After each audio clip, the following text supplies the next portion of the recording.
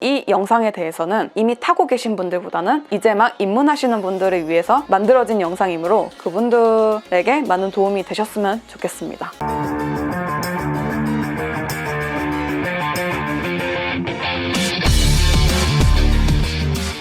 안녕하세요, 엘리입니다. 제가 오늘은 바이크 장르라는 컨텐츠를 주제로 찍어보려고 준비를 했습니다. 바이크 장르는 크게 오프로드랑 온로드로 나뉘는데 오늘은 온로드에 대해서 알아보도록 하겠습니다. 장르라는 것은 디자인으로 구분하는 것이 보편적인데 크게 스포츠, 네이키드, 스쿠터, 투어러, 아메리칸 크루저, 듀얼 퍼포스, 그 다음에 슈퍼 모타드 이렇게 크게 한번 나눠봤어요. 보통은 다른 카페 레이서 아니면 언더본 이런 장르들도 있는데 오늘은 제가 이 정도로 한번 정리를 해봤습니다. 그리고 스포츠라는 장르에서 600cc에서 1000cc급이 되는 본격적인 트랙 바이크랑 좀 상대적으로 cc가 낮고 저가형인 그런 스포츠 바이크를 분류하기 위해서 슈퍼 스포츠랑 스포츠랑 한번 나눠봤습니다. 첫 번째는 스포츠 장르입니다. 스포츠 장르는 이제 트랙 주행에 기반을 둔 슈퍼 스포츠보다는 좀 더 일상적인 주행에 초점을 맞춘 그런 바이크들이에요. 핸들이 슈퍼 스포츠보다는 조금 높고 그다음에 시트고가 조금 낮은 것이 특징이고 슈퍼 스포츠의 외형을 갖고 있는 그런 바이크들입니다.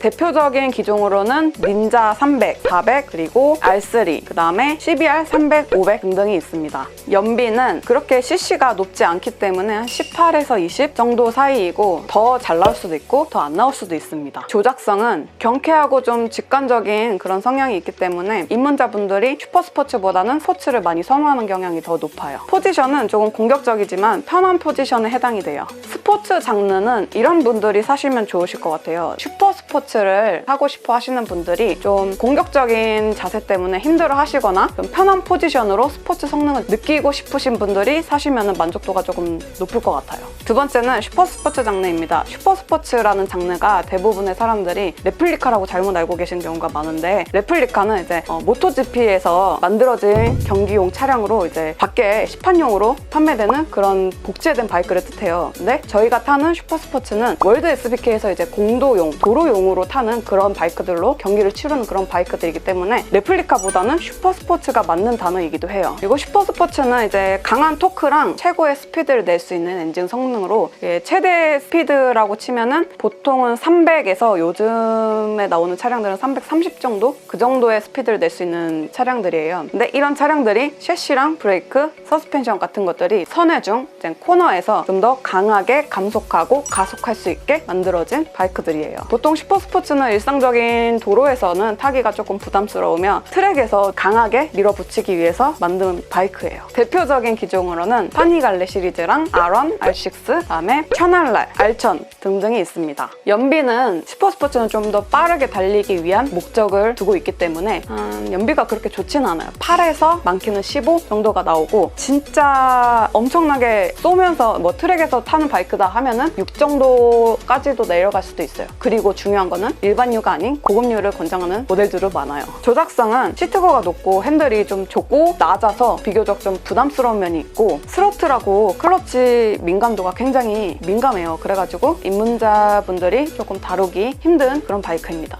민감하다라는 표현이 스로틀을 조금만 달려도 출력이 높기 때문에 조금만 당겨도 앞으로 팍 나가려는 성질이 있어요. 그리고 클러치 같은 것들은 슈퍼바이크 말고 스포츠 바이크들이 좀 천천히 나간다 하면 슈퍼 스포츠 모델들은 조금만 떼면은 그대로 앞으로 확 나가려는 그런 성질을 갖고 있는 그런 바이크들이에요. 포지션은 공격적인 포지션이 대부분이에요. 조금 장거리는 힘든 바이크입니다. 슈퍼 스포츠는 이런 분들이 사시면은 만족도가 높을 것 같습니다. 조금 멋있는 걸 굉장히 좋아하시는 분들이나 경제적인 여유가 있는 분들이나 그리고 평소에 다이나믹한 스포츠를 즐기시는 분들 이런 분들이 사시면 될 것 같습니다. 세 번째는 네이키드 장르입니다. 네이키드라는 거는 헐벗었다라는 뜻으로 카울이 없는 스포츠 바이크를 뜻해요. 스포츠 정도의 핸들 높이와 좀 낮은 시트고가 특징이고 낮은 RPM에서 높은 출력으로 낼 수 있는 그런 스포츠 성능을 낼 수 있는 바이크입니다. 대표적인 기종으로는 MT 시리즈, 그 다음에 몬스터 시리즈, 그 다음에 G1000 이렇게 등등이 있습니다. 연비는 슈퍼 스포츠보다는 괜찮지만 리터급 기준으로 한 15 정도 나오는 것 같아요. 쿼터급 기준으로는 한 25 정도 나오는 것 같기도 해요. 조작성은 네이키드 장르는 이제 핸들이 조금 높아서 조작성이 좀 쉬워요. 리터급 같은 경우에는 조작성이 조금 어려운 경우도 있어요. 스로틀 같은 경우나 이런 것들이 조금 민감한 부분도 있고 리터급이다 보니까 뭐 그런 것들 때문에 조작성이 리터급으로 갈수록 조금 어려운 부분도 있고 쿼터급은 조금 다루기가 쉬운 부분이 있습니다. 그래서 네이키드 장르가 굉장히 이뻐 보이시고 사고 싶으신 분들은 먼저 쿼터급을 타보신 다음에 리터급 네이키드로 가시는 걸 추천드려요. 포지션은 핸들도 그렇고 시트도 그렇고 그렇게 힘든 포지션은 아니에요. 편하긴 한데 고속으로 갈수록 주행풍이 굉장히 심해요. 이게 카울이 없는 부분도 한몫하겠지만 낮은 RPM에서 굉장히 출력이 높다 보니까 빠르게 속도가 올라가는 그런 부분도 있어요. 그래서 포지션은 뭐 고속만 아니면은 저속에서 굉장히 재미있게 탈 수 있는 그런 바이크입니다. 네이키드 장르는 이런 분들이 사시면 될 것 같아요.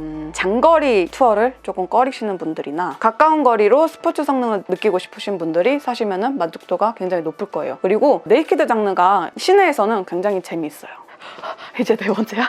네 번째는 투어러 장르입니다. 투어러 장르는 큰 연료 탱크랑 이제 오버리터급 CC로 좀 고속에서의 안정감을 느낄 수 있는 바이크이고 포지션이 굉장히 편하고 안정적이어서 좀 장거리 투어에 적합한 그런 바이크이기도 해요. 근데 할리 데이비슨 같이 그런 아메리칸 크루저 같은 투어러도 있고 좀 스포츠 성능을 내는 그런 투어러도 있습니다. 대표적인 기종으로는 골드윙 K1600GT, 그다음에 스포츠 성능을 가진 투어러는 하야부사, 그다음에 H2SX 이렇게 있습니다. 연비는 그렇게 좋은 편은 아니고 한 중간 정도인 것 같아요. 슈퍼 스포츠보다는 좋고 한 스포츠 정도의 그런 연비가 나오고 대부분이 투어러 장르이기 때문에 연료 탱크가 굉장히 커요. 큰 연료 탱크 때문에 장거리 투어를 많이 다니는 그런 기종이에요. 조작성은 고속에서의 안정감 때문에 휠베이스가 길고 무게 중심점이 낮기 때문에 핸들링이 무겁고 선의 반경이 큰 편이에요. 포지션은 장거리 투어용으로 만들었기 때문에 굉장히 편한 것이 특징입니다. 투어러 장르는 이런 분들이 사시면 만족도가 좀 높을 거예요.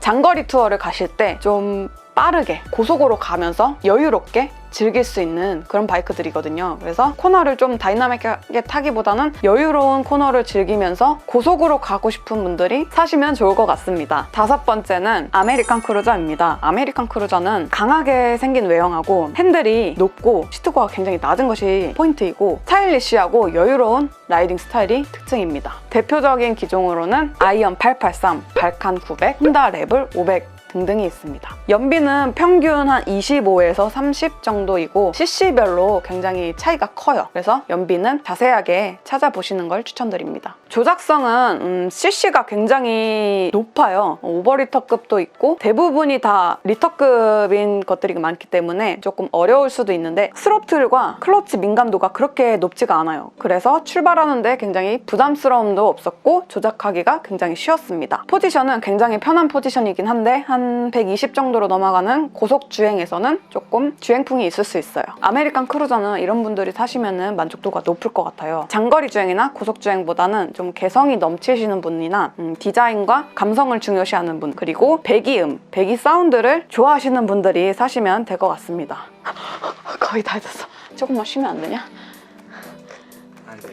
여섯 번째는 스쿠터 장르입니다. 스쿠터 장르는 자동 변속 바이크이고 편한 포지션, 그다음에 좋은 연비, 쉬운 조작, 그다음에 여유로운 수납 공간이 특징이고 스포츠 성능보다는 실용성에 포커스를 맞춘 바이크입니다. 300cc가 넘는 빅 스쿠터들은 대부분의 고배기량에서 나오는 위험성 때문에 트랙션 컨트롤이나 ABS 같은 전자제어 장치를 탑재해서 조금 더 다목적인 성향을 띠고 있는 그런 바이크들이에요. 대표적인 기종으로는 벤리 110, 어드레스, PCX, MX, 그리고 좀 빅스쿠터들은 포르자 300, 엑스맥스 300, 그다음에 T-Max, C650 등등이 있습니다. 연비는 실용성을 목적으로 만들었기 때문에 125cc 같은 경우에는 거의 40까지 나오는 경우도 있고 진짜 엄청 좋은 것들은 40 넘어가는 것들도 있어요. 그리고 300cc 넘는 것들은 300cc 기준으로 보통 한 20에서 25 정도 나오는 것들도 있고 근데 여기서 스포츠 성능이 조금 강한 T-Max 같은 것들 그런 것들은 한 18 정도 나올 수도 있어요. 조작성은 그냥 스로틀을 당기면 가기 때문에 조작성이 굉장히 쉬운 편이에요. 포지션은 굉장히 편안해서 장거리 주행에도 적합한 바이크입니다. 스쿠터 장르는 이런 분들이 사시면 좋을 것 같아요. 배달이나 퀵을 생각하고 있는 그런 분들이나, 그리고 평소에 짐이 많으신 분들, 그리고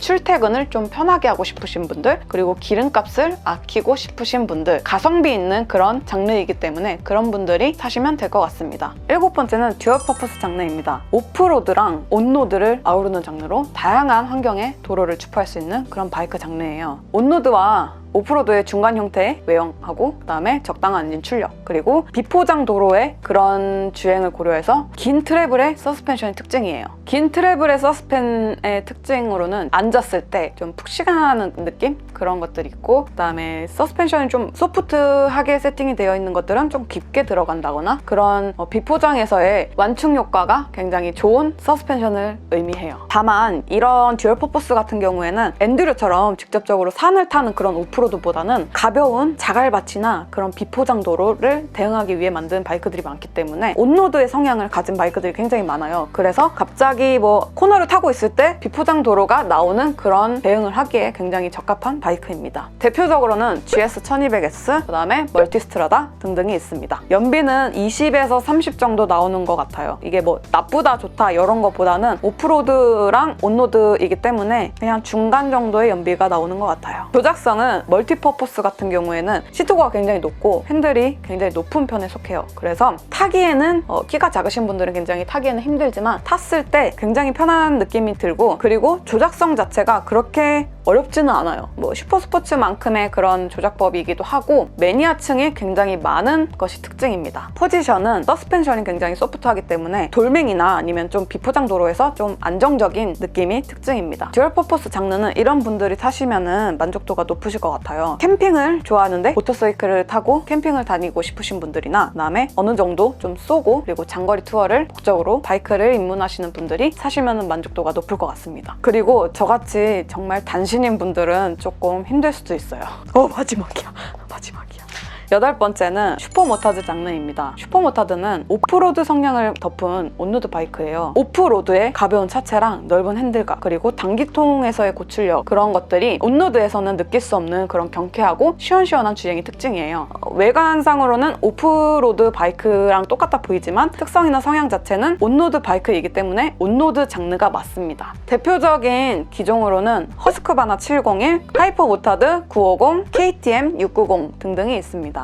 연비도 굉장히 다양하긴 한데 연비는 한 평균 20 정도가 나오고 안 나올 수도 있고 더 잘 나올 수도 있어요. 그런데 비교적으로 좀 연료통이 굉장히 작은 편에 속해요. 조작성은 차체는 굉장히 가벼워요. 그런데 나가는 출력 자체가 굉장히 세다 보니까 입문자분들은 굉장히 다루기 어려운 편에 속하고요. 슈퍼모타드도 조금 매니아층이 굉장히 많은 바이크예요. 포지션은 핸들각이 넓어서 상체 포지션은 굉장히 편하긴 한데 시트가 굉장히 좁고 단단한 편이에요. 그래서 앉아있는 게 조금 불편할 수도 있고, 단기통에서 나오는 그런 진동감 때문에 장거리로는 굉장히 불편한 바이크입니다. 슈퍼모타드는 이런 분들이 사시면 만족도가 높으실 것 같아요. 입문자 분들보다는 이미 타셨던 분들 중에서 다이나믹한 스포츠를 즐기고 싶으신 분들이나 좀 프리스타일로 타시고 싶으신 분들이나 그런 분들이 사셨으면 좋겠고, 바이크계의 비보이? 약간 이런 느낌의 바이크 장르이기도 합니다. 제가 이렇게 바이크 장르에 대해서 얘기를 해봤는데요. 제가 오늘 8가지 장르에 대해서 얘기를 했잖아요. 근데 제가 이 모든 것들을 접해본 게 아니에요. 그래서 정확한 수치가 아닐 수도 있고, 직접 이 장르에 대해서 타시고 계신 분들은 댓글로 많이 얘기를 해주셨으면 좋겠어요. 그리고 이 영상에 대해서는 이미 타고 계신 분들보다는 이제 막 입문하시는 분들을 위해서 만들어진 영상이므로 그분들에게 많은 도움이 되셨으면 좋겠습니다. 다음엔 더 재미있는 컨텐츠로 찾아뵐게요. 안녕.